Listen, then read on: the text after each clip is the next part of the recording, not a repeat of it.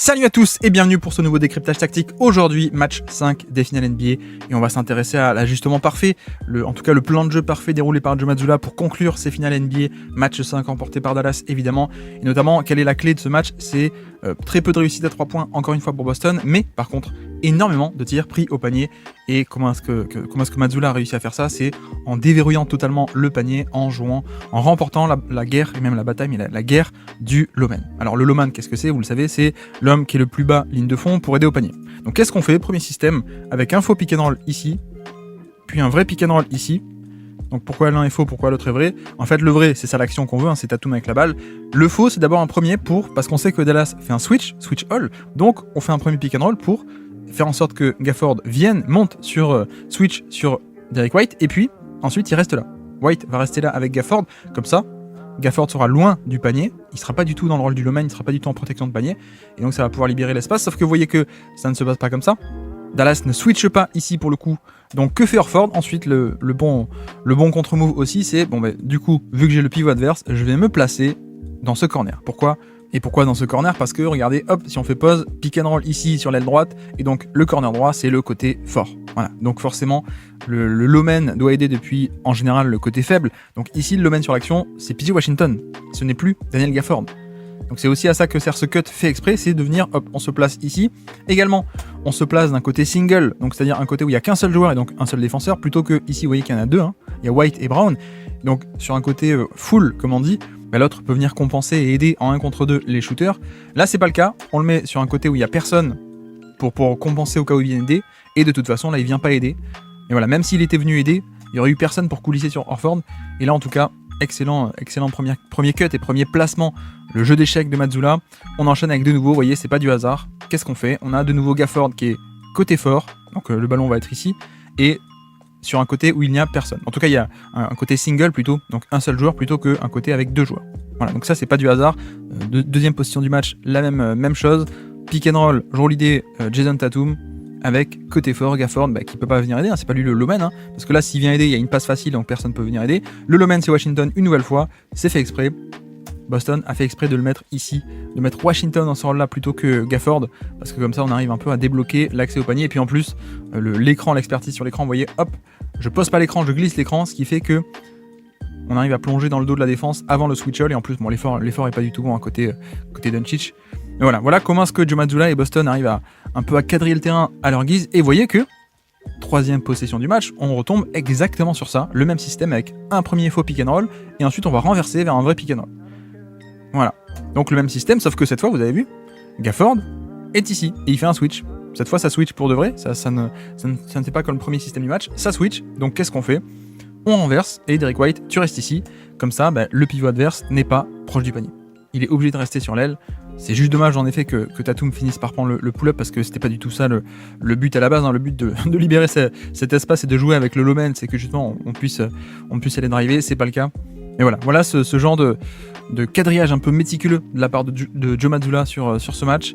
On enchaîne, et voilà aussi un exemple de pourquoi est-ce que Joe Mazzulla, qui est ici, pourquoi est-ce qu'il fait autant de choses et de systèmes pour libérer, pour déplacer le low man, en tout cas pour mettre d'autres gens dans ce rôle du low man que le pivot de Dallas, parce que voyons cette possession où Gafford arrive à être dans le rôle du low man dès le début de l'action. Donc qu'est-ce qui se passe?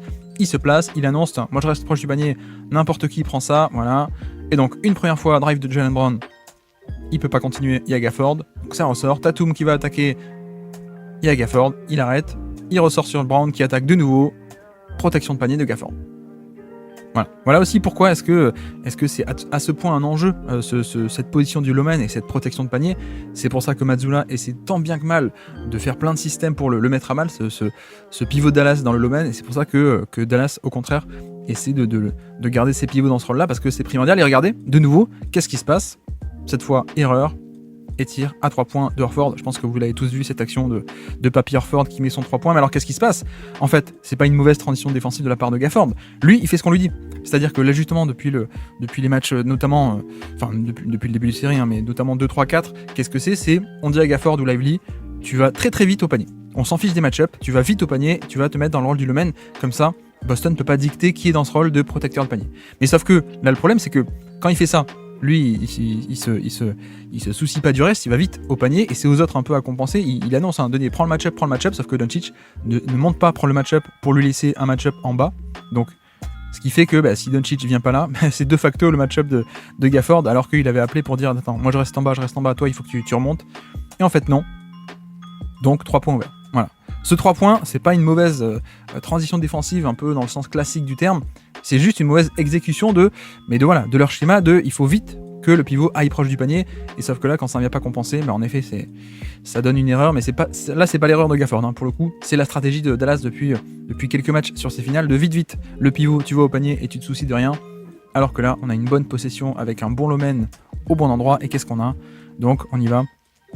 Tatum pick and roll, on va cibler Doncic. Vous voyez que dans le rôle du Lomen, head côté faible, le plus bas, c'est Lively, donc c'est parfait. Et donc quand on a le pick and roll, les Holiday qui glisse l'écran, voilà, l'aide est en place. 1 contre 2 ici, extra passe, tout le monde est en place, sauf que sur l'attaque du close-out, faute de Irving, en tout cas roublardise de Derrick White. Mais voilà, vous avez vu que là, pour une fois où Mazzulla a pas joué un peu avec ce Lomen avant d'attaquer, l'aide était en place. Donc en effet, il n'y avait pas d'accès au panier pour le coup. Alors que justement le secret de ce match-là, c'est beaucoup de tirs au panier parce que on arrive à jouer avec ce rôle du Lomen. Et donc vous voyez, on enchaîne, hop, nouveau pick and roll, Porzingis qui amène Lively dans l'action. Quel est l'autre contre-move de Boston beaucoup utilisé? C'est plutôt que de mettre le pivot côté fort et non pas côté faible où il pourrait venir aider, l'autre truc et astuce, c'est aussi de se dire on le fait venir sur le ballon. Voilà, et donc s'il est en premier rideau, il n'est pas en deuxième rideau. Voilà, c'est un peu l'idée. Et donc forcément, hop, quand on implique le pivot adverse. Alors pour le coup ils le font beaucoup avec Lively parce que Gafford est quand même plus compétent, même largement plus compétent en termes de défense on-ball dans le périmètre parce qu'il est tellement grand, tellement mobile et avec des bras énormes que ça coulisse très bien. Donc ils le font surtout avec Lively, hein, vous voyez. Et donc dès qu'il y a Lively, hop, on le fait venir, ça switch parce que défense de Dallas c'est switchable. Mais donc conséquence, mismatch ici et surtout premier rideau. Lively qui doit défendre Tatum et donc avec une aide en deuxième rideau qui est pas aussi bonne. Bon là en l'occurrence, magnifique rotation de la part de PJ Washington pour le coup, mais c'est un peu l'idée, c'est l'autre ajustement majeur, c'est de faire monter sur le ballon le pivot, comme ça on peut l'attaquer, et s'il est en premier rideau, il n'est pas en deuxième. Et l'idée c'est aussi de se dire que Washington ne pourra pas faire ça, cette qualité de rotation, pendant tout le match, quoi. C'est normal. Et d'ailleurs on a déjà vu en début de match qu'il y a des rotations, 2 ou 3 déjà qu'il a manqué. Pardon. On continue, donc même pick and roll, Tatum, Porzingis, le voici, on sait que ça crée un switch, donc qu'est-ce qu'on fait? Ça switch pour pas de...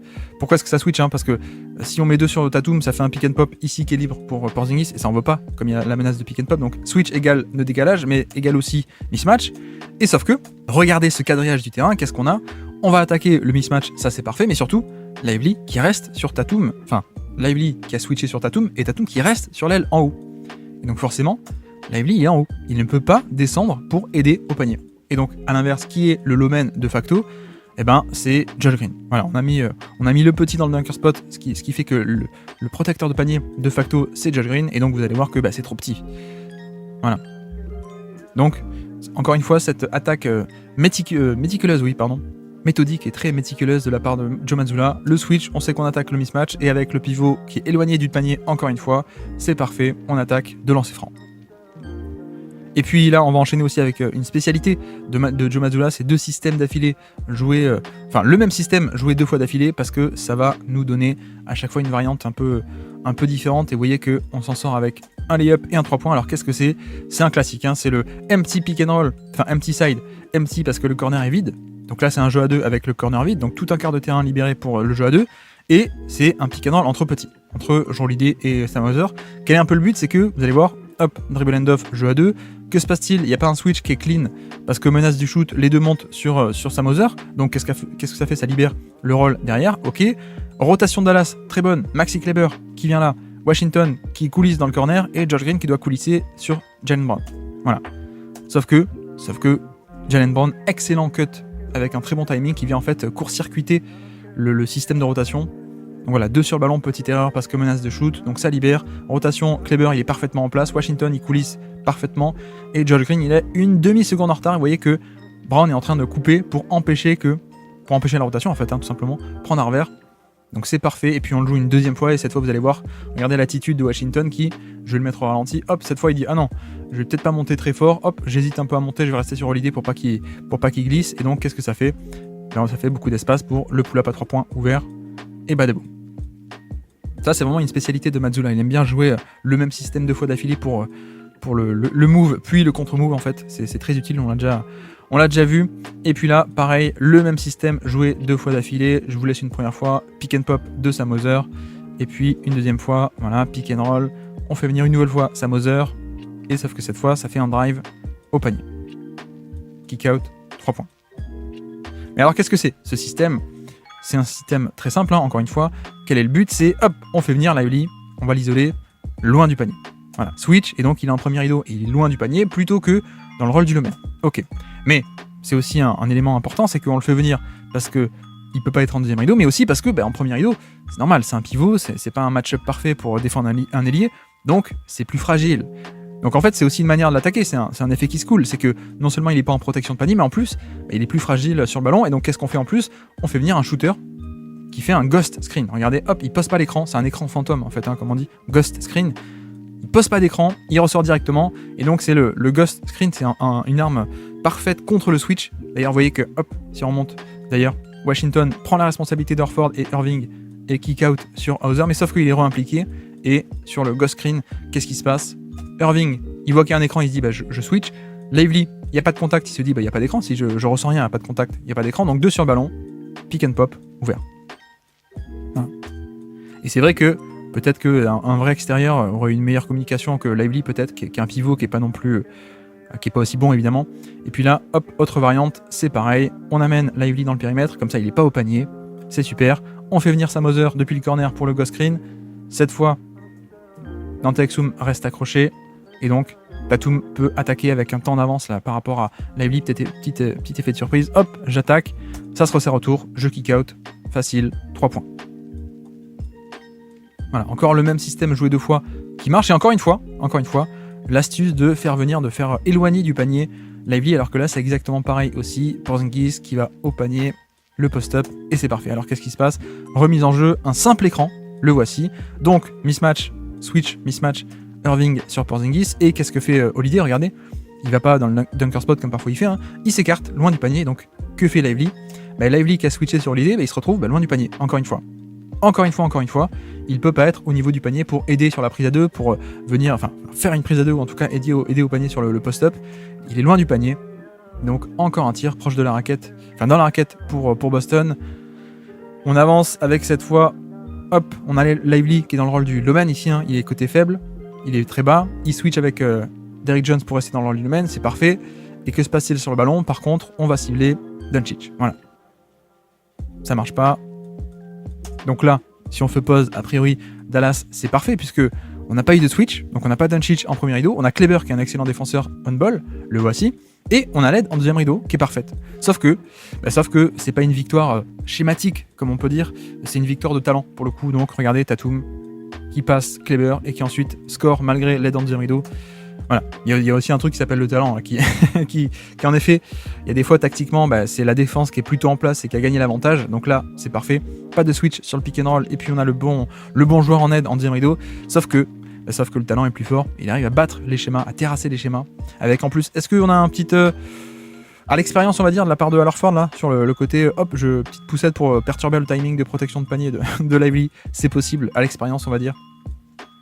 Avançons, toujours on implique Lively sur le ballon, comme ça il n'est pas proche du panier, c'est parfait. Et ensuite on fait venir Doncic, sauf que cette fois Tatum refuse l'écran et il va au panier.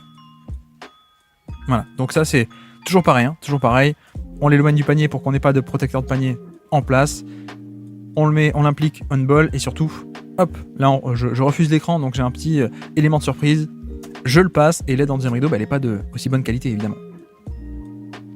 Voilà comment est-ce que Boston et Joe Mazzulla arrivent à libérer autant de tirs de très bonne qualité au panier. C'est en jouant avec le positionnement du pivot de Dallas en fait, hein. Alors que là vous voyez, hop, Gafford qui est ici, on est plutôt sur de la zone. Voilà, défense de zone, donc Holiday vient se mettre au milieu comme il fait souvent. Gafford reste dans la raquette ici, sauf que vous voyez qu'on arrive à s'écarter, hop, pour que Holiday soit plein centre. Voilà, on enchaîne avec un pick and roll de facto, ça kick out et un 3 points ouvert. Voilà, donc c'est aussi la force de Boston qui a été très bon pour attaquer la zone, notamment sur ses finales, et qui là, vous voyez que ça se retrouve de facto sur un pick and roll. Donc, si Gafford est sur le pick and roll, ça veut dire que regardez l'aide en deuxième rideau, c'est Doncic, hein, il est pas très bonne. donc kick out, facile, 3 points malheureusement manqués, mais rebond offensif. Donc voilà, c'est même sur ce genre de possession, ils arrivent à s'en sortir de nouveau de la zone. Hein. Vous voyez de nouveau de la zone, Mazzulla qui a annoncé on s'écarte, et voilà. Ça, c'est le bon ajustement de la part de Jason Kidd pour le coup, qui, en mettant de la zone et en permettant à un Gafford de rester autour du panier plutôt que faire des switches et des match-up, ben voilà, ça change tout, hein, cette protection de panier. Et puis on enchaîne donc avec Tatum, de nouveau, on emmène Lively haut sur le ballon, le voici, switch ici, donc il n'est pas en deuxième rideau, c'est parfait, on va pouvoir l'attaquer, et on voit de nouveau l'autre move que Boston a beaucoup fait, notamment match 2, le match où d'ailleurs il y avait l'autre match de la série où Boston a beaucoup shooté au panier. Qu'est-ce que c'est ? C'est Jrue Holiday dans le dunker spot. Voilà. Le fait qu'on ait réussi à éloigner du panier Lively fait qu'il n'est pas en low man, il n'est pas en protection de panier. Et qu'est-ce qu'on met à la place ? On met un petit, on met Jrue Holiday dans le dunker spot, et comme ça, on a son défenseur qui est de facto le protecteur de panier, donc là c'est Doncic. Donc qu'est-ce qui se passe ? Ça drive, l'aide est pas de bonne qualité, et en plus on a quelqu'un qui est juste derrière dans le dunker spot, donc passe facile et panier. Donc là c'est vraiment l'effet qui se coule, quoi. C'est vraiment, on arrive à, non seulement on affaiblit la valeur de Lively en l'éloignant du panier et en le rendant fragile, mais en plus on met un mauvais protecteur de panier derrière. C'est même pas Washington, c'est Doncic, comme ça, hop, solution facile, quand ça vient aider sur le drive, layup, c'est du tout cuit. Et ça c'est que du positionnement, du jeu d'échecs, de qui est où sur le terrain et pourquoi est-ce qu'on les met là. Et puis là, pareil, un système qu'on a déjà vu match 4 d'ailleurs, alors qu'on fait coucou à Brad Stevens, hein, le MVP des finales, il devrait être pour lui, je pense, pour le coup.